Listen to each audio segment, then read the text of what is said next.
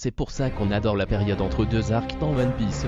À chaque fois, c'est l'occasion de prendre du recul sur l'histoire, et d'en apprendre plus sur la situation des personnages importants du Nouveau Monde.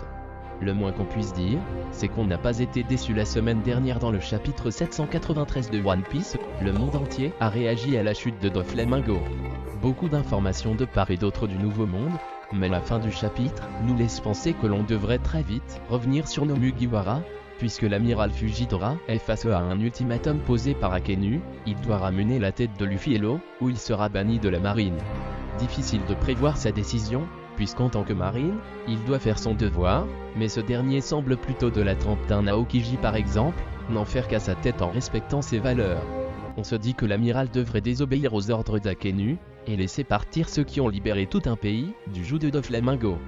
Dans les cas contraires, eh bien la situation serait grave. Fujitora peut quand même balancer des météores à tout va mais pas dramatique, compte tenu du nombre d'alliés de Luffy présents sur Dressrosa, à commencer par son frère Sabo. Ce dernier a déjà stoppé la course de Fujitora plus tôt dans l'arc.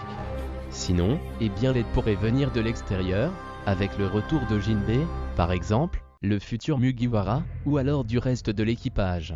On aimerait vraiment revoir ce groupe-là très vite, et il pourrait débarquer, pourquoi pas avec tout l'équipage de l'eau en renfort.